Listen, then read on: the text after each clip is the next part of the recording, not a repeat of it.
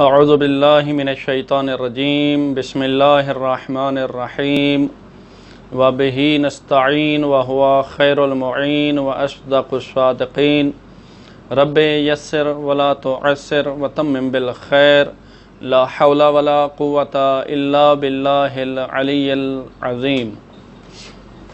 ہمارا مباحثہ آج انشاءاللہ ہمارا پہلا مباحثہ کتاب شرح امثلہ میں ہے۔ پہلے دو مباحثے ہمارے جو ہیں کتاب امثلہ میں ہوئے تھے، اور وہی کتاب امثلہ جو ہے اس کی یہ شرح امثلہ کی شرح ہے۔ جو باتیں وہیں پہ پڑھی تھیں کتاب امثلہ میں اس کی مزید شرح کریں گے، کیونکہ امثلہ ابتدائی کتاب تھی، یہ اس سے کچھ ایک سٹیپ بڑی ہے۔ اس کے بعد انشاءاللہ ہماری بحث جو ہے اللہ نے توفیق دی تو صرف میر میں ہوگی، اور اس طرح انشاءاللہ باقی صرف کی کتابوں میں ہوگی۔ آج کتاب جو ہے ہمارے پاس شرح امثلہ ہے۔ شرح امثلہ میں نے پہلے بھی گزارش کی تھی کہ یہ مثال کی جمع ہے۔ امثلۃن افعلۃن کے وزن پر ہے، اور امثلہ جو پیچھے مثالیں گزر چکی ہیں ان کی مزید یہاں پر شرح کی جائے گی۔ اور یہاں کہتے ہیں کہ بھی امثلہ اگر دیکھا جائے تو یہ مثالیں جو یہاں پیش کی گئی ہیں کتاب میں وہ بہت زیادہ ہیں، 10 سے بہت زیادہ ہیں، جبکہ یہ امثلہ افعلۃن کے وزن پر جو ہے امثلۃن یہ جمع قلت کے اوزان میں سے ہے، جو جمع قلت کے وزن ہیں ان میں سے ہے، اور جمع قلت کا اطلاق جو ہے وہ 10 سے کم پر ہوتا ہے۔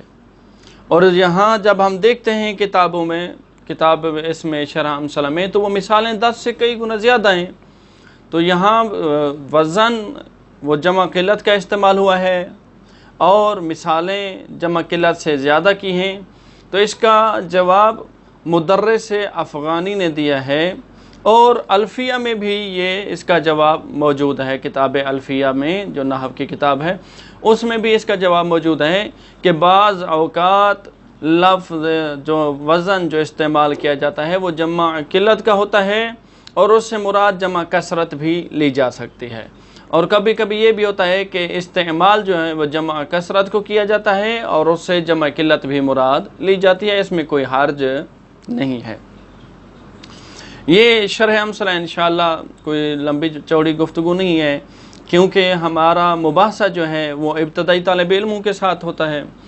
ہمارا مباحثہ ان طالب علموں کے ساتھ ہے، ان سٹوڈنٹس کے ساتھ ہے جو پہلے دنوں میں آتے ہیں، مدرسے میں داخلہ لیتے ہیں، یا گھر میں بیٹھ کر صرف کی کتابیں پڑھنا شروع کرتے ہیں، اور وہ شرح امثلہ بالکل ابتدائی کتاب ہے۔ تو کوشش کریں گے کہ اس کتاب میں صرف ترجمے کے اوپر اکتفا کیا جائے، کوشش کریں گے اس کتاب میں زیادہ باتوں کو نہ چھیڑا جائے، کیونکہ وہ باتیں بعد والی کتابوں میں جب ہمارے ذہن مبتدی طالب علموں کے ذہن کھل جائیں گے، بات کو قبول کر رہے ہوں گے، ایکسیپٹ کر رہے ہوں گے، تو انشاءاللہ پھر باتیں بڑھتی ہی چلی جائیں گی۔ یہاں پر کوشش کریں گے کہ ہم ان باتوں پر اکتفا کریں جو کتاب میں موجود ہیں، ترجمہ تھوڑی سی تشریح کر کے ہم اکتفا کریں تاکہ مبتدی طالب علموں کو آسانی سے سمجھ آ سکے۔ بسم اللہ الرحمن الرحیم وبہ نستعین۔ قال النبی صلی اللہ علیہ وآلہ وسلم اول العلم معرفت الجبار وآخر العلم تفویض الامر الیہ۔ پیغمبر خدا صلی اللہ علیہ وآلہ وسلم ارشاد فرماتے ہیں اول العلم معرفت الجبار، پہلا علم، سب سے پہلا علم جو ہے وہ جبار کی معرفت ہے۔ جبار فعال کے وزن پر ہے۔ جبار بلندی، مختلف معنی لغات میں اس کے بہت زیادہ معنی ذکر ہوئے ہیں۔ یہاں پر جو عام طور پر معنی لیا جاتا ہے وہ جبار یعنی وہ جو بلند ہے۔ ایسے پہلا علم یہ ہے کہ اس ہستی کی معرفت حاصل ہو جو ہستی سب سے بلند ہے۔ وآخر العلم تفویض الامر الیہ، اور آخری علم یہ ہے، میں نے پہلے بھی گزارش کی تھی امثلہ کے مباحثہ میں، کہ آخری علم یہ ہے کہ جب انسان معرفت الہی کو حاصل کر لیتا ہے تو آخری میں یہ ہوتا ہے کہ اپنے تمام امور کو، اپنے تمام افعال کو، اپنے تمام چیزوں کو ذات الہیہ کے سپرد کر دیتا ہے، کیونکہ جب اسے معرفت ہو جاتی ہے تو میرا تو اپنا ہے کچھ نہیں، سب چیزیں اس خالق کی ہیں، زندگی اس نے دی ہے، ساری چیزیں اس کی ہیں، تو وہ اپنے تمام امور اس خالق کے سپرد کرتا ہے۔ اور اسی سے قرآن کریم میں بھی ہے وَأُفَوِّضُ أَمْرِي إِلَى اللَّهِ إِنَّ اللَّهَ بَصِيرٌ بِالْعِبَادِ، اور میں تمام اپنے امور اللہ کے سپرد کرتا ہوں۔ ٹھیک ہے، یہ بہرحال ہماری بحث اس میں نہیں ہے، یہ تفسیر کی بحث ہے، کلام کی بحث ہے، انشاءاللہ اس میں بحث ہوگی۔ کہتے ہیں کہ ہماری جو بحث ہے انشاءاللہ شرح امثلہ میں سب سے پہلے وہ کہتے ہیں کہ عرب میں جو دو چیزیں استعمال ہوتی ہیں، ایک ہوتی ہے آواز، ایک ہوتا ہے لفظ۔ آواز کسے کہتے ہیں کہ ہر وہ، اگر اردو میں کہا جائے تو یہ کہیں گے کہ ہر وہ آواز جو منہ سے نکلے، ہر وہ آواز جو منہ سے نکلے اس کو عرب میں صوت کہا جاتا ہے۔ ہر وہ آواز جو منہ سے نکلے عرب میں اسے صوت کہا جاتا ہے۔ اچھا، وہ جو منہ سے نکلنے والی آواز ہے، چاہے وہ مخارج پر اعتماد کرے یا مخارج پر اعتماد نہ کرے، اس کو صوت کہتے ہیں۔ اچھا، اب یہ ہو گئی صوت۔ اگر ہم سے کوئی پوچھے کہ صوت کسے کہتے ہیں تو ہم اس کے جواب میں کہہ سکتے ہیں کہ ہر وہ آواز جو اس منہ سے باہر آ رہی ہے اس کو کیا کہتے ہیں؟ صوت کہتے ہیں۔ ہر آواز کو صوت کہتے ہیں، ٹھیک ہے۔ اچھا، لیکن اس کے بعد دوسرا کہتے ہیں کہ ہر وہ آواز جو منہ سے نکلے، لیکن وہ جو مخارج ہیں، منہ کے اندر مخارج ہیں۔ آپ جب دیکھیں گے علم قرات کی طرف رجوع کریں، تجوید کی طرف رجوع کریں تو وہاں پر مخارج ہیں، منہ کے اندر مخارج ہیں جن سے مختلف حروج تہجی مختلف مقامات سے خارج ہوتے ہیں۔ مثلا یہ ہونٹوں سے لے کر یہ جو ہمارا حنجرہ ہے اس تک، یعنی یہ اس کو مخارج کہا جاتا ہے۔ مثلا کچھ حروف ایسے ہیں، الفاظ ایسے ہیں جو ہونٹوں کو ملانے سے نکلتے ہیں، کچھ ایسے ہیں جو زبان کو دانتوں سے لگائیں تو نکلتے ہیں، کچھ ایسے ہیں جو ہماری یہ گردن سے نکالے جاتے ہیں۔ یعنی ان کو کیا کہتے ہیں علم قراءت میں، علم تجوید میں؟ مخارج۔ وہ آواز جو ان مخارج کے اوپر اعتماد کر کے نکلے، اس آواز کو عرب میں لفظ کہا جاتا ہے۔ یعنی ایک ہوگی ہمارے پاس صوت، ایک ہے ہمارے پاس لفظ۔ صوت مطلقاً آواز کو کہا جاتا ہے، جو بھی آواز نکلے اس کو کیا کہا جاتا ہے؟ صوت کہا جاتا ہے۔ اور دوسرا ہوتے ہیں لفظ۔ لفظ اسے کہتے ہیں کہ جو منہ کے مخارج پر اعتماد کر کے نکلے۔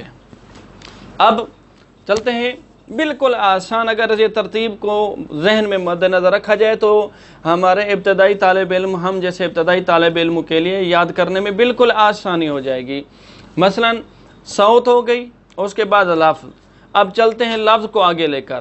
لفظ کی دو قسمیں ہیں، یعنی وہ آواز جو منہ کے مخرج پر اعتماد کر کے باہر آتی ہے، نکلتی ہے، پھر اس کی دو قسمیں بن جائیں گی۔ یا وہ لفظ محمل ہوگا یا وہ لفظ مستعمل ہوگا۔ وہ لفظ جو محمل ہے، محمل کسے کہتے ہیں؟ وہ کہتے ہیں کہ وہ ہوتی آواز ہے، منہ کے مخارج پر بھی اعتماد کر کے نکلتی ہے، اس کا تعلق بھی مخارج کے ساتھ ہوتا ہے، لیکن یہ ہوتا ہے کہ وہ لفظ ایسا ہوتا ہے جس لفظ کا معنی موجود نہیں ہوتا۔ ایسا لفظ جس کا معنی عرب میں موجود نہ ہو اس کو محمل کہتے ہیں۔ محمل یعنی جس کو چھوڑ دیا گیا ہو، محمل یعنی لا یعنی بات، محمل یعنی ایسی بات جس کا کوئی مفہوم نہ ہو۔ اس کی مثال دیتے ہیں، عرب میں مثال دی جاتی ہے کہ زید کی مقلوب، زید ہے، زید کو آپ الٹ کر دیں تو وہ بن جائے گا دیز۔ اب یہ جب دیز ہم کہہ رہے ہیں تو دیز دال بھی لفظ ہے، یا بھی لفظ ہے، ایک حرف ہے، اور زا بھی ایک حرف ہے۔ منہ کے مخارج پر دال کا بھی مخرج ہے، یا کا بھی ہے، زا کا بھی ہے، لیکن یہ آواز بھی ہے، منہ کے مخرج پر بھی اعتماد کر کے نکل رہا ہے، لیکن اس کا کوئی معنی موجود نہیں ہے۔ اسی طرح ہم اپنی زبان میں دیکھتے ہیں، اردو میں دیکھتے ہیں تو کتنے سارے ایسے الفاظ موجود ہیں جو مہمل ہیں۔ مثال کے طور پر پانی، ٹھیک ہے، لفظ ہے، اور یہ لفظ جو پانی ہے یہ مستعمل ہے، لیکن پانی کے ساتھ جب ہم استعمال کرتے ہیں یار پانی وانی دے دیں، یہ وانی جو ہے یہ ایسا لفظ ہے جو مہمل ہے۔ روٹی چھوٹی دے دیں، یہ روٹی کا تو ٹھیک ہے، اس کا معنی بھی ہے، استعمال بھی ہے، یہ روٹی کے ساتھ جب ہم لفظ استعمال کرتے ہیں چھوٹی تو اس کا کوئی معنی موجود نہیں ہوتا۔ لفظ کی دو قسمیں ہیں، مہمل جس کی میں نے آپ کے سامنے مثالیں پیش کی ہیں، اس کے ساتھ ساتھ ہی دوسری قسم جو ہے لفظ کی وہ ہے مستعمل۔ مستعمل یعنی وہ لفظ جس کو استعمال کیا جاتا ہو، وہ لفظ جس لفظ کا معنی موجود ہو، وہ لفظ جس لفظ کو آپ استعمال کریں تو سامنے سننے والا اس سے معنی سمجھے اور اس کی سمجھ میں آ جائے، اس لفظ کو کیا کہتے ہیں؟ لفظ مستعمل۔ اور اس لفظ مستعمل کی مثالیں دیتے ہیں، جس طرح کہتے ہیں کہ زیدن، زید ایک مثال دی ہے انہوں نے کہ لفظ زید لفظ ہے، آواز ہے، اور مشتمل ہے بعض حروف کے اوپر، منہ کے مخارج پر اعتماد کر کے نکلی ہے، اور لفظ زید کا معنی بھی موجود ہے۔ یہ زید و ضربا، دوسری مثال دی ہے ضربا کے ساتھ، تیسری مثال دی ہے سوفا۔ یہاں پر تین مثالیں کیوں دی ہیں؟ یہ اشارہ ہے آنے والی ایک تقسیم کی طرف، تین مثالیں ذکر کر کے اشارہ کر رہے ہیں کہ یہ لفظ مستعمل کی پھر تین قسمیں ہیں۔ کہتے ہیں کون سی تین قسمیں؟ کہتے ہیں کہ یہ لفظ جو عرب میں استعمال ہوتا ہے اور وہ لفظ بھی مستعمل ہو، اسی مستعمل لفظ کو عرب میں کلمہ کہا جاتا ہے۔ اسی لفظ مستعمل کو عرب میں کلمہ کہا جاتا ہے۔ کلمہ جب کہا جاتا ہے تو وہ اشارہ ہے، جس طرح میں نے آپ کو کہا ہے کہ یہ کلمہ کی اب کتنی قسمیں ہیں؟ کلمہ کی تین قسمیں ہیں، اسم است و فعل است و حرف است۔ کلمہ کی تین قسمیں ہیں، کلمہ یا اسم ہوگا، کلمہ یا فعل ہوگا، کلمہ یا حرف ہوگا۔ اب یہ تین ہی قسمیں کیوں ہیں؟ انشاءاللہ صرف میر میں جب ہم پہنچیں گے، میں نے پہلے ہی گزارش کیا ہے کہ کوشش کریں گے کہ ترجمے کے اوپر اکتفا کریں گے، کیونکہ مبتدی طالب علم ہیں۔ انشاءاللہ جب صرف میر میں پہنچیں گے تو کیا دلیل ہے اس کے اوپر کہ کلمہ کی فقط تین قسمیں ہیں، وہاں پر انشاءاللہ ذکر کریں گے۔ وہاں پر جب مباحثہ ہوگا صرف میر میں تو انشاءاللہ ضرور وہاں پر وہ کریں گے۔ یہ کہا جاتا ہے کہ کلمہ کی صرف تین قسمیں ہیں، اسم ہے، فعل ہے اور حرف ہے۔ اب یہ تین قسموں میں سے ہم باقی دو کا بھی فی الحال چھوڑ دیتے ہیں۔ ان میں سے پہلی قسم جو ہے وہ ہے اسم۔ اسم کو ہم لے لیتے ہیں، جب ہم اسم کو لے لیتے ہیں تو کہتے ہیں کہ اسم کی پھر دو قسمیں ہیں۔ اسم کی کتنی قسمیں بن جائیں گی؟ اسم کی پھر دو قسمیں ہیں، کون کون سی؟ مصدر و غیر مصدر۔ اسم کی دو قسمیں ہوں گی، اسم مصدر ہوگا یا اسم غیر مصدر ہوگا۔ اب ایک مرتبہ پھر ہم چلتے ہیں بالکل اختصار کے ساتھ، کہتے ہیں کہ عرب میں جو بھی آواز ہو اس آواز کو صوت کہا جاتا ہے، اور اگر وہ آواز منہ کے مخرج کے اوپر اعتماد کر کے نکلے، یعنی حروف تہجی جو مخارج موجود ہیں ان کے اوپر اعتماد کر کے نکلے تو اس کو کیا کہتے ہیں؟ لفظ کہتے ہیں۔ لفظ کی پھر کتنی قسمیں ہیں؟ لفظ کی دو قسمیں ہیں، مہمل اور مستعمل۔ پھر جو مستعمل ہے، اس لفظ مستعمل کو کلمہ بھی کہا جاتا ہے۔ یہ جو کلمہ ہے پھر اس کلمہ کی تین قسمیں ہیں، اسم ہے، فعل ہے اور حرف ہے۔ پھر اسم کی دو قسمیں ہیں، اسم یا مصدر ہوگا یا غیر مصدر ہوگا۔ اب یہ دیکھنا ہے کہ ہمیں پتہ کیسے چلے گا کہ یہ مصدر ہے اسم یا یہ اسم غیر مصدر ہے، اس کی پہچان کیا ہے؟ اس کی پہچان مثلا عربی زبان میں مصدر کیا ہے؟ مثلا القتل، یہ لفظ قتل جو ہے یہ مصدر ہے، ضرب یہ مصدر ہے، نصر یہ مصدر ہے، علم مصدر ہے، وہکذا یہ سارے مصادر ہیں۔ کیسے پتہ چلے گا کہ اس کی پہچان کیسے ہوگی کہ یہ اسم جو ہے یہ مصدر ہے یا یہ اسم جو ہے غیر مصدر ہے؟ کہتے ہیں کہ فارسی میں اگر اس کی پہچان کرنی ہو تو جب اس کا ترجمہ آپ فارسی زبان میں کرنا چاہتے ہیں تو دیکھیں، اگر اس کے آخر میں دال نون یا تا نون آ جائے تو یہ مصدر ہے۔ اگر اس کا ترجمہ فارسی زبان میں کیا جائے عربی زبان سے اور اس کے آخر میں دال نون یا تا نون نہ ہو تو یہ مصدر نہیں ہے۔ مثلا کہتے ہیں کہ ضرب مصدر ہے عربی زبان میں، اس کا اگر ہم ترجمہ کرتے ہیں فارسی زبان میں تو کہتے ہیں ضرب یعنی زدن، ٹھیک ہے، ضرب زدن، دال اور نون ہے آخر میں، الضرب زدن۔ اب القتل، یہ قتل مصدر ہے عربی زبان میں، جب اس کا ترجمہ ہم کرتے ہیں فارسی زبان میں تو کیا کہتے ہیں؟ کشتن، تانون۔ ہم نے کیا کہا تھا کہ اگر فارسی زبان میں ترجمہ کیا جائے تو آخر میں دال نون یا تانون ہو تو سمجھ جائیں گے کہ یہ اسم مصدر ہے۔ یہ تو ہے فارسی زبان میں۔ اب اگر فارسی زبان نہیں آتی ہمیں، کیسے پتہ چلے گا؟ اردو زبان ہمیں آتی ہے تو کیسے پتہ چلے گا کہ یہ اسم مصدر ہے یہ اسم غیر مصدر ہے؟ تو کہتے ہیں کہ اگر اردو میں اس کا ترجمہ کیا جائے عربی سے اور اس کے آخر میں نون الف نہ آ جائے تو سمجھ لینا یہ مصدر ہے، اگر اس کے آخر میں نون الف نہ آئے تو یہ مصدر نہیں ہے، اسم ہے لیکن وہ اسم مصدر نہیں ہے۔ مثال کے طور پر علم سیکھنا، العقل کھانا، الشرب پینا، القتل قتل کرنا، النصر مدد کرنا، یہ سارے جو نون الف نہ آئے ہیں یہ دلالت کر رہے ہیں کہ یہ لفظ کیا ہے؟ یہ لفظ اسم ہے اور یہ اسم بھی مصدر ہے۔ اور وہ کہتے ہیں اگلی بحث میں آئیں، مصدر ہم نے کہا کہ اسم کی دو قسمیں ہیں، مصدر ہوگا یا غیر مصدر ہوگا۔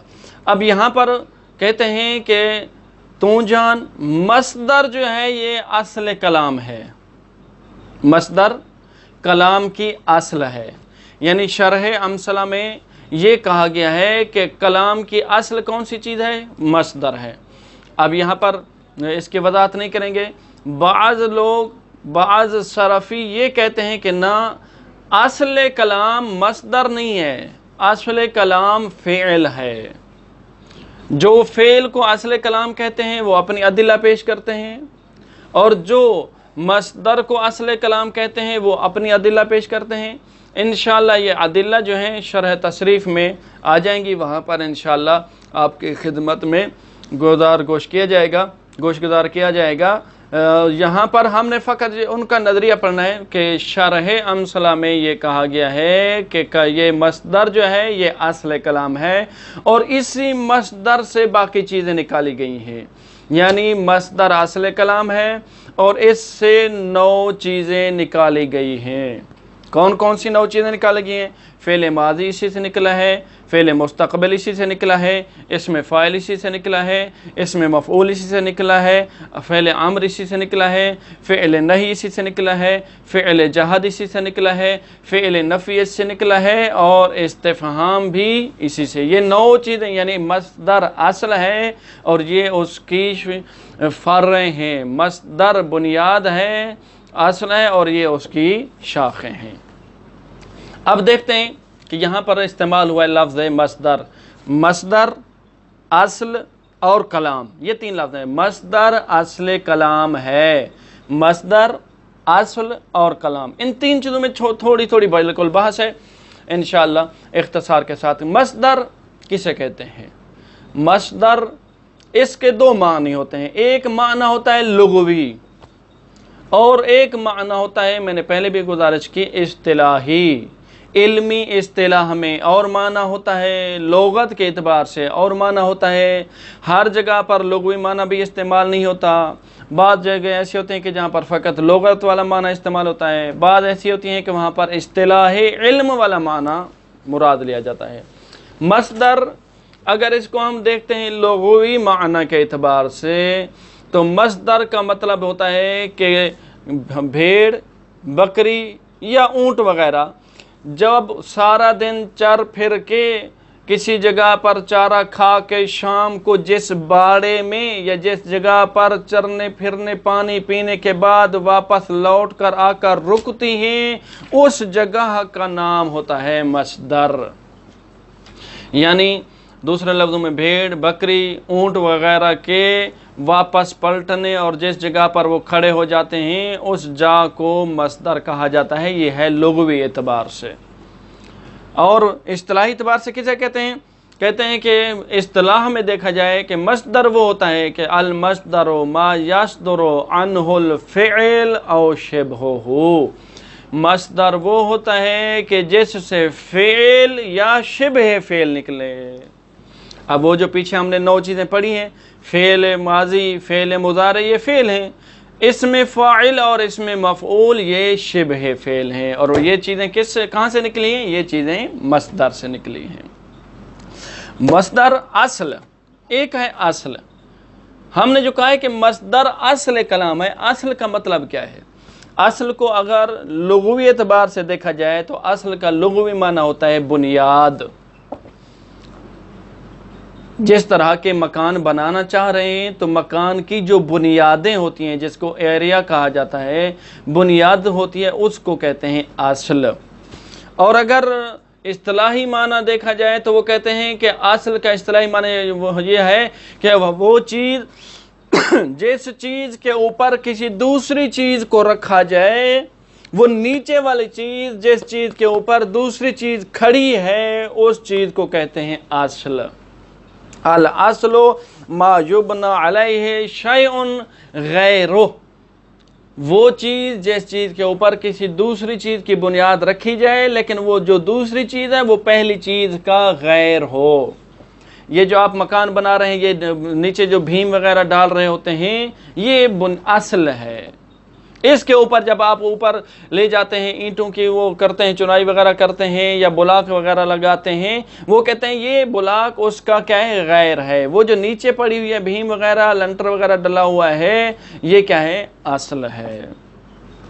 اور دوسری ہم نے کیا کہا تھا کہ مصدر اصل کلام ہے۔ مصدر کی وضاحت ہو گئی ہمارے پاس، اصل کی بھی وضاحت ہو گئی، اور ہمارے پاس تیسرا لفظ ہے کلام۔ کلام کسے کہتے ہیں؟ ہم نے کہا نا کہ بھی کلام کی اصل کیا ہے؟ مصدر ہے۔ اصل کلام کیا ہے؟ مصدر ہے۔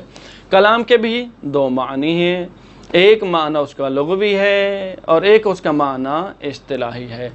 لغوی معنی سخن را گویند، یعنی گفتگو، یہ جو کلام کر رہے ہیں، یہ جو بات کر رہے ہیں، یہ جو گفتگو ہے، اس گفتگو کو کلام کہا جاتا ہے۔ لغت کے اعتبار سے دیکھا جائے تو گفتگو سخن گفتن را گویند، یہ جو آپ گفتگو کر رہے ہیں اس گفتگو کو کلام کہا جاتا ہے لغت کے اعتبار سے۔ اور اصطلاح کے اعتبار سے کیا کہتے ہیں؟ کہتے ہیں الکلام ما افاد المستمع فائدۃ تامۃ یصح السکوت علیہا۔ ہر چیز کو عرب میں کلام نہیں کہا جاتا، ہر بات کو عرب میں کلام نہیں کہا جاتا، ہر آواز کو عرب میں کلام نہیں کہا جاتا، ہر وہ لفظ جس لفظ کو بھی منہ سے ادا کیا جائے اگرچہ وہ اعتماد کر رہا ہے مخارج پر، اس کو کلام نہیں کہا جاتا۔ تو کسے کہا جاتا ہے کلام؟ کلام کہتے ہیں کہ کلام عرب میں ہر اس چیز کو کہا جاتا ہے کہ جو سامع کو، سننے والے کو فائدہ دے، فائدتاً تامتاً، ایسا تمام فائدہ، ایسا پورے کا پورا فائدہ یصح السکوت علیہا کہ اب وہ سننے والے نے جب وہ کلام سن لی ہے تو وہ سننے والا بھی اس کلام کے اوپر ساکت ہو جائے، اور اگر بولنے والا بول رہا تھا اور بولنے کے بعد چپ ہو جائے تو اب اسے دوبارہ بولنے کی یا مزید وضاحت کرنے کی ضرورت نہ پڑے۔ علیہ کا یہ ضمیر کا مرجع جو ہے وہ ہے کلام۔ اب وہ اس میں بحث ہے یصح السکوت کہ سکوت جو ہے یہ کس کے اوپر صحیح ہو، یعنی سننے والا ساکت ہو جائے یا بولنے والا۔ کہتے ہیں کہ وہ ایسی کلام ہو کہ بولنے والا بھی اگر بول کر چپ ہو جائے تو سامنے کو یہ ضرورت نہ پڑے کہ وہ کہے کہ آپ نے کیا کہا، آپ مجھے بتائیں کہ مجھے سمجھ نہیں آ رہی آپ کیا کہنا چاہتے ہیں۔ نہیں، بولنے والا بھی جب بول کر چپ ہو جائے تو اسے ضرورت نہ پڑے کہ وہ دوبارہ جملہ بولے یا اس جملے کی مزید وضاحت کرے۔ ایسی کلام ہو کہ سننے والا بھی اس کے اوپر اکتفا کر لے اور بولنے والا بھی چپ ہو جائے، اور وہ فائدہ دے بولنے والے کو بھی سننے والے کو بھی۔ اس فائدے کو کہتے ہیں فائدتن تامتن۔ اب اگر وہ فائدہ تامہ دے رہی ہے تو اس جملے کو، اس لفظ کو کلام کہا جاتا ہے عرب میں۔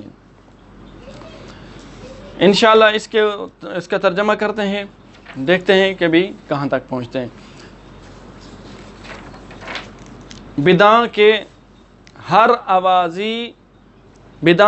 آوازی کے بود باشد اور عرب صوت خواند۔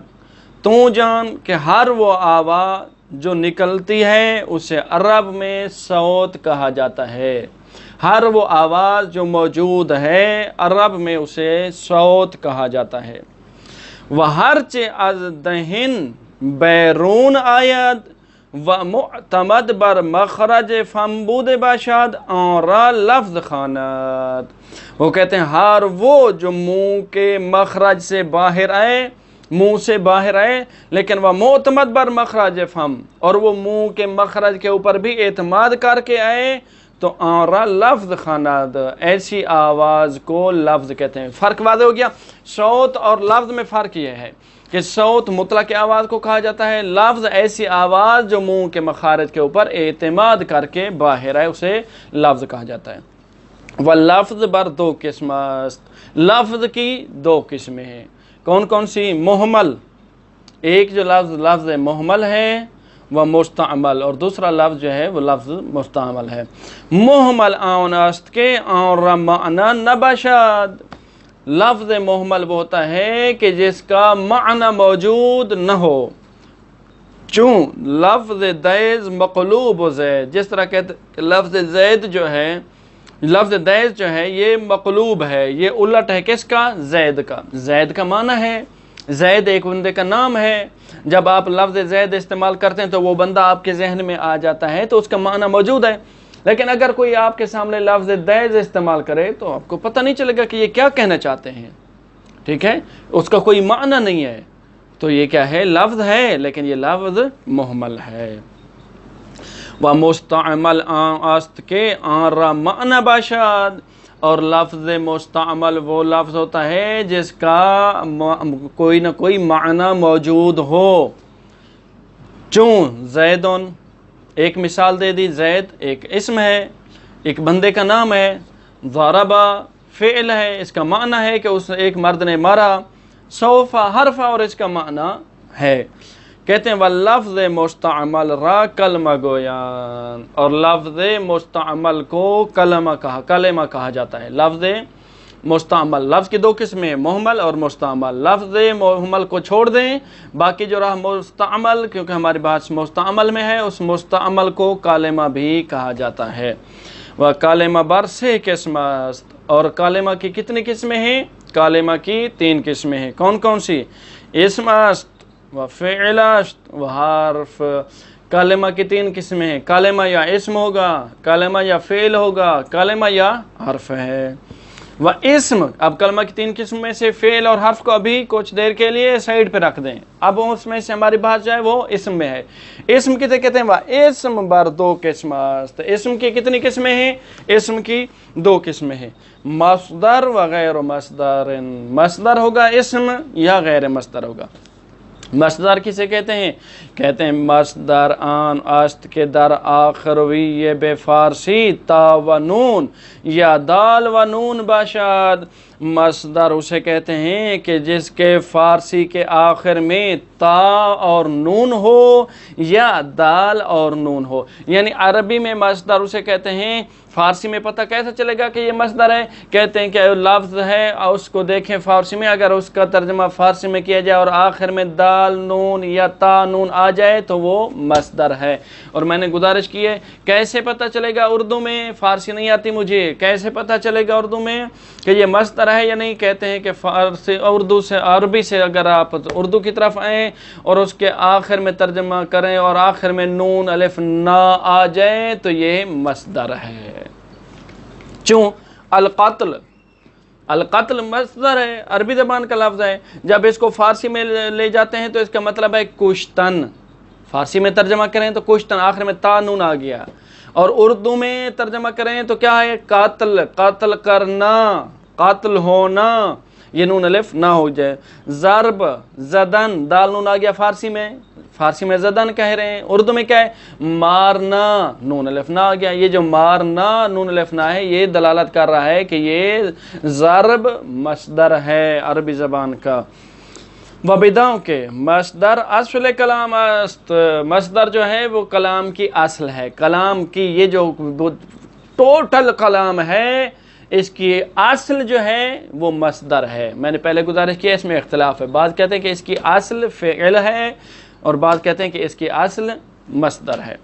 बहरहाल व अज़वी नो वजह बाद में गर्दद, और वो कहते हैं कि इस मस्दर से 9 चीज़ें, 9 चेहरे, 9 चीज़ें निकाली जाती हैं। इससे निकलती हैं 9 चीज़ें। कौन कौन सी? माज़ी, मुस्तक़बिल, इसमें फ़ाइल, इसमें मफ़ऊल, अम्र, नहीं, जहद, नफ़ियो, इस्तिफ़हाम। ये 9 चीज़ें मस्दर से निकलती हैं।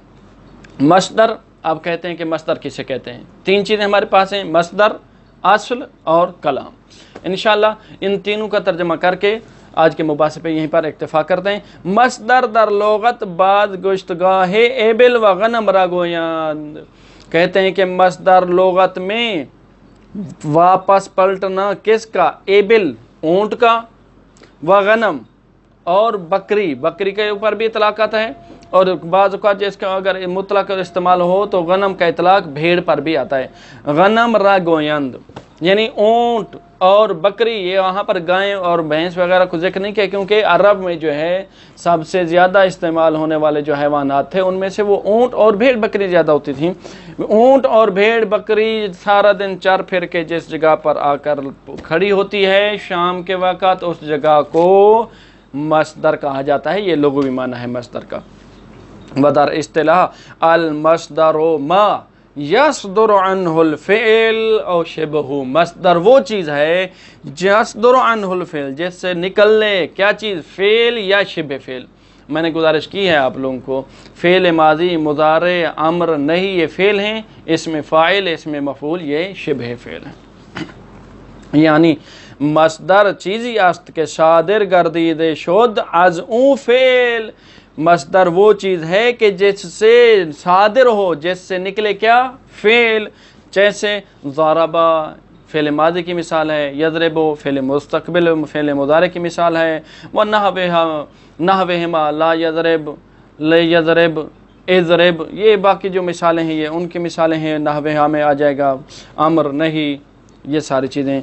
व या शिबह फ़िअल, जिससे सादिर हो फ़िअल या शिबह फ़िअल। जैसे शिबह फ़िअल की मिसाल चूँ ज़ारिबुन व मज़रूबुन व नहवेहिमा, ज़ारिबुन इसमें फ़ाइल है, मज़रूबुन इसमें मफ़ूल है, या इस तरह की और मिसालें। मसलन इसमें आला हो जाएगा, इसमें ज़मान हो जाएगा, मकान हो जाएगा, वो इसमें आ जाएंगे। असल दर लोगत बीख चीज़ी रागोयन, वो कहते हैं असल लोगत के एतबार से देखा जाए तो असल किसी चीज़ की बुनियाद को कहते हैं। بیخ چیزی را گویند، اصل لغت میں لغوی اعتبار سے کسی چیز کی بنیاد کو کہا جاتا ہے۔